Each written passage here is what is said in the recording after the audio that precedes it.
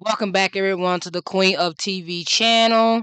Before we get into our intro, there's some few things we need to get out of the way first. Please watch the video to the very end and do not forget to like, comment, and subscribe. Second, there will be cursing and profanity. If you don't like that, that's not your cup of tea. This channel is not for you. Lastly, I will be giving my honest opinion about the episode and the show as a whole. Without further ado, let's get into our intro. Welcome, everyone. I am your host, the Queen herself, and you are the Prince and the Princesses. Why? Because you're either a subscriber or you are a viewer. Either way, welcome. Today, we are talking about H2O Season 2, Episode 5, Hocus Pocus. We saw this episode at Cleo's house where we see that her family does not have any food, and the last time they went shopping was 3 weeks ago.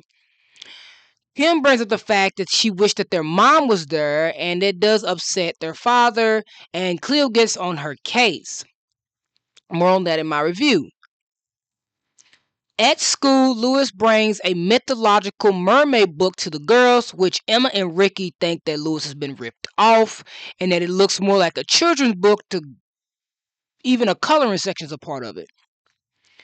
Cleo is a little bit intrigued and tries to say that even though it's like dusty and rusted looking, it might be promising. And then she finds out that there's a potion in there for wish giving. Lewis says that this book has the ability to teach the girls how to get new powers, enhance them, learn more about them. And Cleo wants to use the wish giving power because she wants her father to wish their mom to come back. She goes to the Juice Night Cafe with Lewis to let Emma and Rikki know that she wants to try the book. Emma and Rikki are hesitant at first, but Cleo is able to convince them to just do it for her. They agree to do it, and her and Lewis decide that they're going to get all the ingredients they need because Emma is going to end up being busy doing something else, and Rikki says that maybe they should just leave that up to Cleo, considering she's the one that wants to try it out. Wilfred pulls Emma to the side where he lets her know that business has not been booming lately because of a new place that opened up and that he decided that he might have to shut down.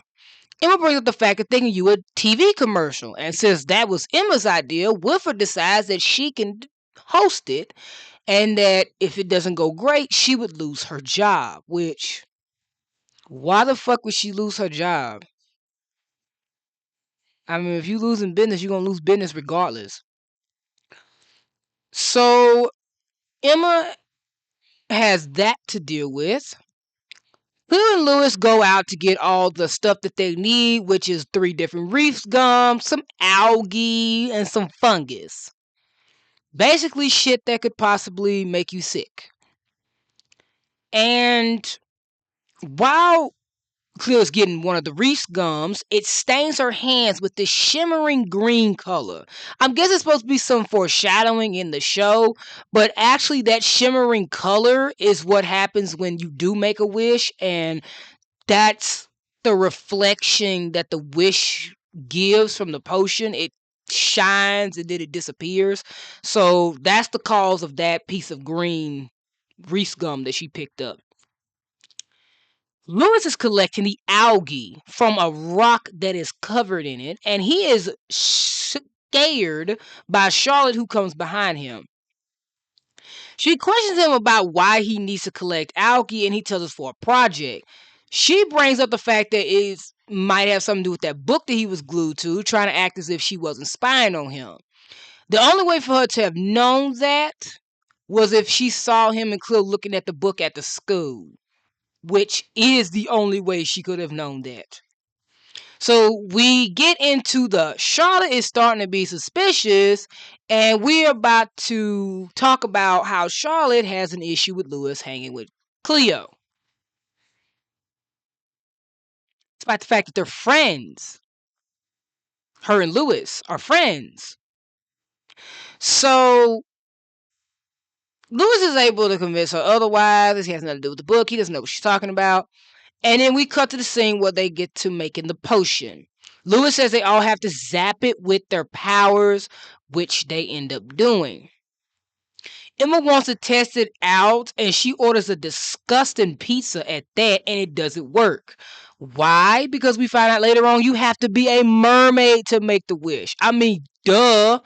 It doesn't it doesn't specifically say you have to be in your mermaid form, but I would think that maybe that's why it didn't work, because they have legs, so they're considered as human to the potion. They're not considered as mermaids.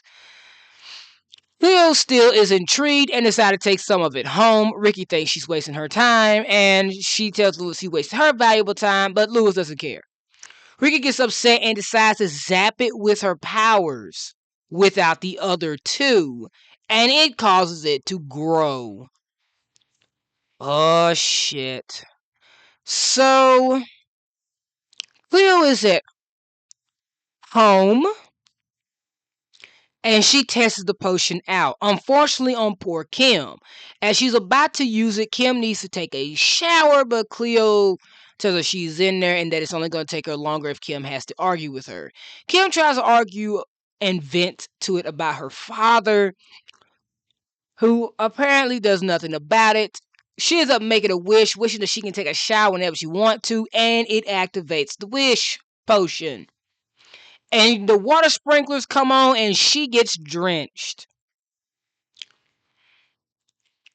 So Cleo finally realizes why it didn't work originally when they first attempted it. When Emma comes back to Juice Snack Cafe, she finds the cool room covered in green fungus. Mossy looking garbage. Whatever you want to call this travesty.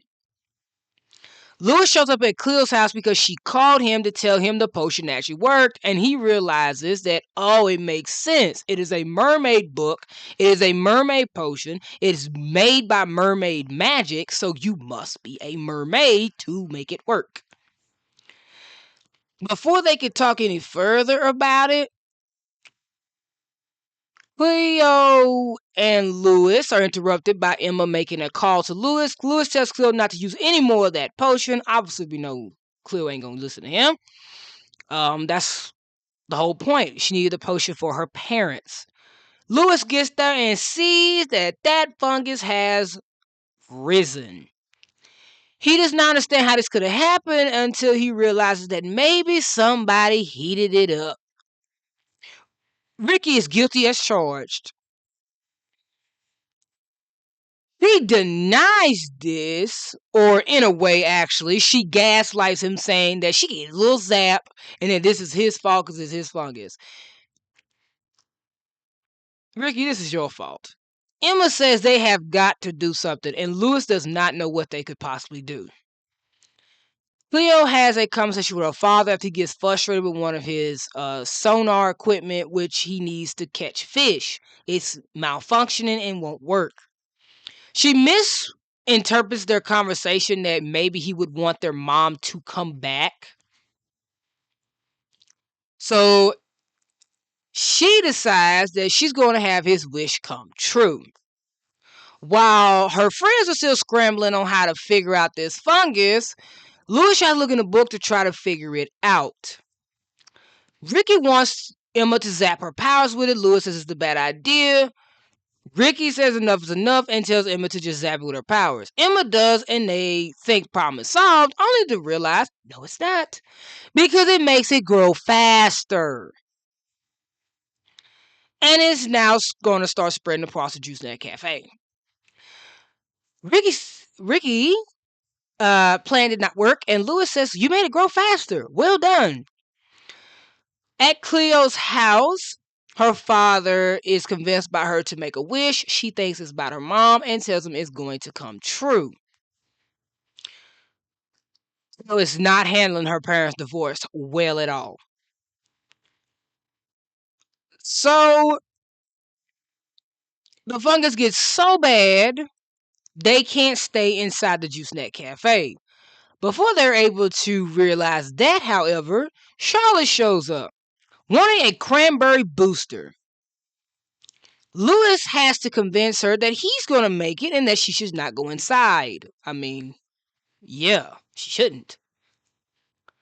So it starts to get a little hard to breathe in there. They have to leave, and Lewis at one point must have set his book, that book on the counter that he paid for off the internet, which was probably expensive. And Rikki tells him forget about the book because they have got to get out of there. That place is toxic. Charlotte asks about a cranberry booster after only waiting for what, 10 seconds, 30 seconds, and tells it's going to be a 30-minute wait. They have no idea what they're going to do, and then Wilfred and the film crew show up, and Emma has to distract them, and she's able to convince them to have the filming outside. Lewis decides that he's going to call Cleo. Cleo at the moment is watching her father make a call. He's talking on the phone, and she thinks it's her mom, but in reality it's Kim. The phone rings again, and she thinks it's her mom, but it's Lewis. Lewis tells Cleo what happens, and Cleo is on her way.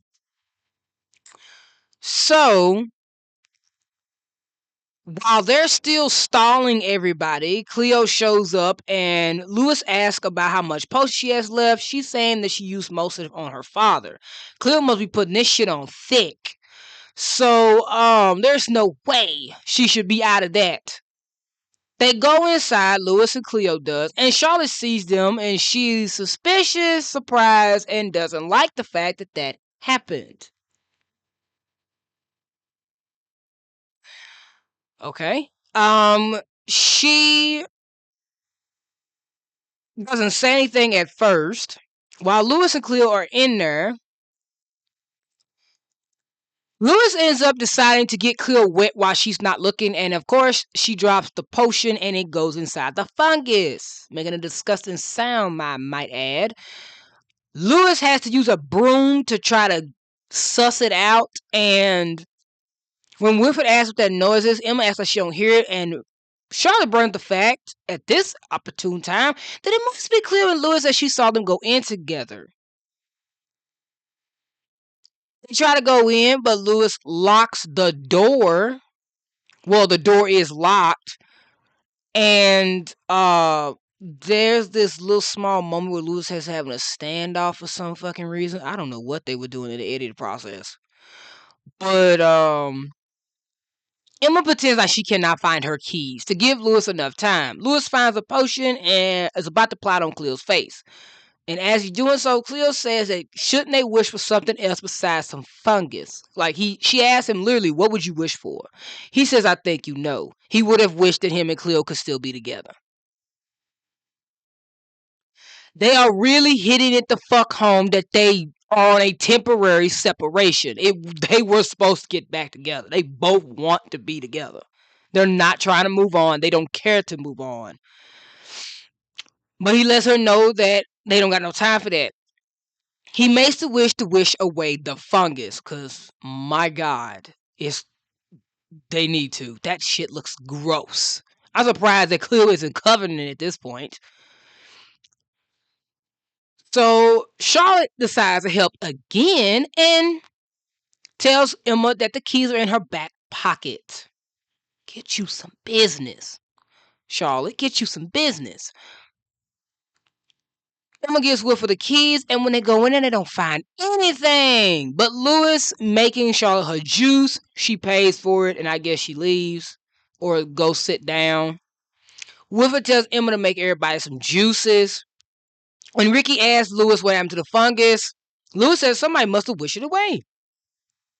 Cleo goes home where she thinks her mom is there after her dad mentions that his wish came true.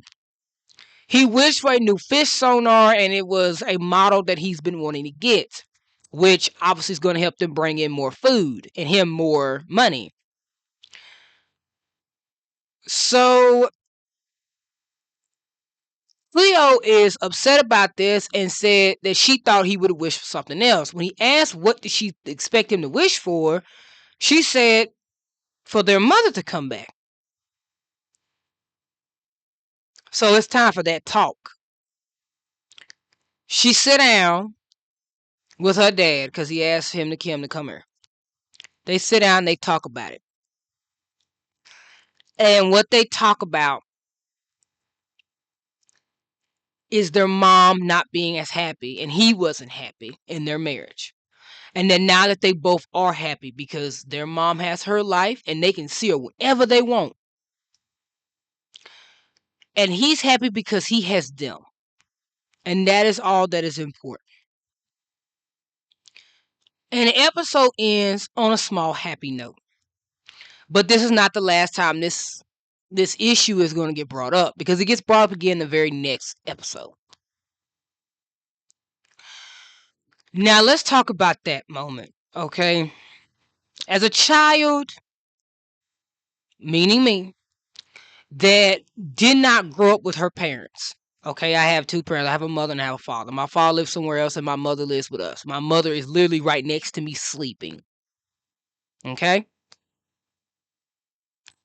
Do not ask any questions why.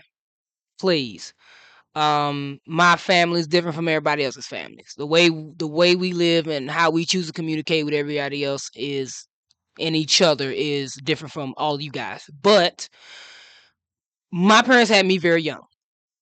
And there have been days and there have been times where I wish my parents were together. From what I can dissect from this is that after Cleo's parents' divorce, Cleo's mom had decided not to take Cleo and Kim. She left them with their father. She left and moved somewhere else. She does not come back. She does not. We do not see her call. We do not see a letter. We're just supposed to assume that she is still around. But like I said, I understand where Cleo is coming from.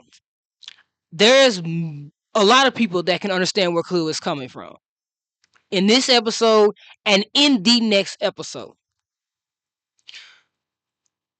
There have been children, there will be children that would want both of their parents to still be together, whether they are married or not. My parents' relationship is not perfect. They're not together. They were just boyfriend and girlfriend. They never got married. They never got that far. He is in another relationship and she is in another relationship. So, with that being said, this is a serious thing. Please do not be harsh with Cleo in the comments. It is very understandable that Cleo and Kim miss their mother.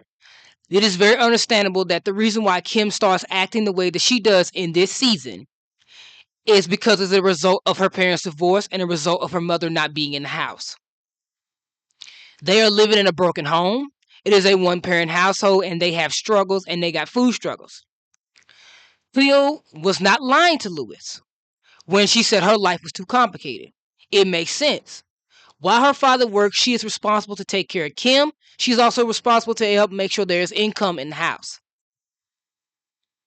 And that does affect Lewis and Cleo's relationship, because she cannot 100% focus on their relationship, and a lot of things that he will do will be problematic in her eyes. And that will contribute to certain behaviors that she will show throughout this season. And it makes sense.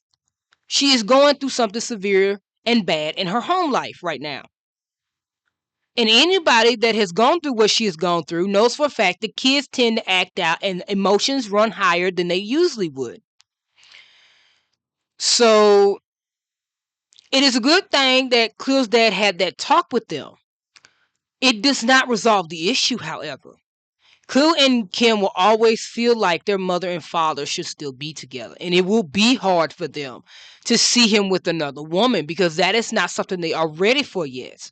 They still have to come away from, after having 16 years and 11 years of their mother and father being married, for them to no longer be married. And that's going to take time. And that is all right. That does not fully justify a lot of things that they do and say. But a lot of things they do and say can be taken out of context. And they will rely on each other a lot. And they will rely on their father a lot. Now, on this situation with Charlotte, because she's in this, the fact that she is spying on him is problematic. This is obsessive behavior. Because for me, it's like she wants to know everything that he's doing at all times. And I know what somebody's going to do in the comment sections, right? Because I'm going to have me a Charlotte apologist and a Cleo hater in the comments. So, what I'm going to see, and before you can have the right to type this up, I'm going to get it. I'm going to get at it right now. Cleo did the same thing, did she not? In the third episode, where she went to go check up on Lewis when she overheard him say that one conversation where she did not, in a way, understand him. And like I said, that was taken out of context. That's not what he was talking about. And that time she showed up at the pier. And that time where she was investigating Charlotte. I already said that Cleo was wrong for that. I've already said that. That she was wrong accusing Charlotte of what she said, and that she took what Lewis said out of context twice. So I have every right to sit here and say that Charlotte is spying on Lewis. Okay? She has no right to do that because they're not a relationship. They are friends. Also on that point, and I will go in more depth about this when I talk about her video. One quick thing first. I don't see how she had an issue, because it may not seem like that to y'all, but Charlotte did have a small issue. And you have to pay attention to her body language and her facial expressions. When you see Lewis and Cleo go inside the Juice Snack Cafe, and when she brings up that she saw them go inside the Juice Snack Cafe, to Wilfred when he's asking about that stomping noise that he can hear. Pay attention to her body language and her face. Yes, she is suspicious at this point. This is her being suspicious.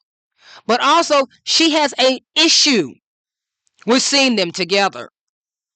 She has no right to do that. Just as much as y'all say that Cleo does not have a right to have an issue with Lewis hanging out with Charlotte,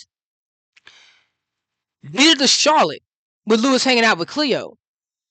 Because Charlotte is not his girlfriend and should not dictate him spending time with Cleo. She also has no right to do that when they date, because Lewis and Cleo were friends first. It works both ways. Now, with that being said, we'll get more into that when we talk about Charlotte in her own video. Emma and Rikki were not nice to Lewis in this episode. They were apparently not being nice in the sense of that they're not mistreating him, but they're trying to write off what he's doing, which is this magical book. Yes, Cleo did have her own ulterior motives, but Cleo at least wanted to try it and had faith in what he was talking about and actually agreed to do it without hesitation.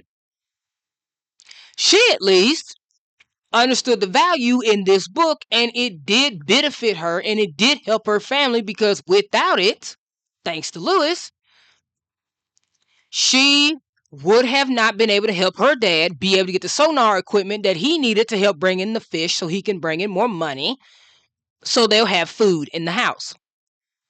So, despite the motives, they're understandable with what we know that's going on with Cleo's home life.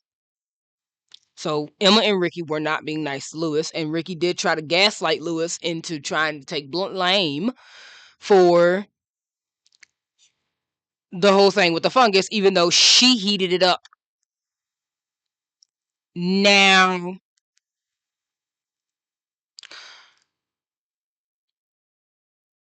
this episode is one of my favorites. Not because of what's going on with Lewis and Cleo, but on top of that, this episode is funny as hell. Okay, the whole shenanigans with the whole fungus, even though that's the B plot. It is good to see what's going on in Cleo's home life, and I'm glad they gave this storyline to Cleo and did this in the show. Who better to do this with? You can't do this with Rikki because her mom has not been there for years. You can't do this with Emma because it makes no sense for her parents to have been divorced after showing how happy they've been. And you can't really do this to Lewis because we know for a fact that Lewis's parents are still together because it's implied. You can't do this with Charlotte because we've never met her parents. You can't do this with Zane because Zane already has daddy issues and his dad is not in the show. You can't do this with Nate because they haven't given him parents and it would not make any sense, nor would it justify his behavior. This makes sense to do this with someone like Cleo. Because it not only changes her whole personality, but it changes how she addresses things and how she reacts. Because she's coming from a place of where her life has changed dramatically. And it changes her drastically for better and at times for worse. But it changes her for a better person and makes her grow more and gives her more confidence. So I'm glad that they did that. I am glad that they did the whole storyline with Lewis and Charlotte and Cleo. First of all, this is not a love triangle where two girls are pinned against each other over a guy, because this is the whole Emma Robinson movie where she is chasing after her best friend who clearly is in love with someone else, his fiance slash soon to be wife. This is Charlotte. Charlotte is Julia Roberts. She is like a guy. She is chasing after a guy that is still in love with his ex and who loves him back, regardless of not if they're in a relationship. So Charlotte is still the person in the wrong here. Lewis and Cleo are not doing anything wrong because it is very evident they still have feelings for each other. And it is obvious that the show is trying to hit at home here that we are not supposed to sympathize for Charlotte because Charlotte is doing this all to herself. It doesn't necessarily mean that you should hate her yet. You only should hate her for how she is in her relationship with Lewis and the things that she does to get to that relationship and how he's being treated by her. What you're supposed to feel about Charlotte by the show is that you're not supposed to just feel pity for her, because you shouldn't feel pity at all, but you should feel actually like embarrassed for her because she obviously is going to end up constantly humiliating herself for a guy that she clearly knows does not want anything to do with her romantically and only sees her as a friend. But I'm going to let y'all take that to interpretation on how y'all would. Is this y'all favorite episode or y'all least favorite episode? Let me know in the comments. What do y'all think on the storylines that they gave Cleo and Cleo Lewis and Charlotte? Let me know down in the comments. But that's all I got for you guys today. So I hope you enjoyed the video. Have a blessed day. Have a wonderful day. And if no one's told you this today, I'm telling you, I love you guys. And I will see you in the next one because you already know this isn't the last time we're going to see each other. So until then, goodbye, guys.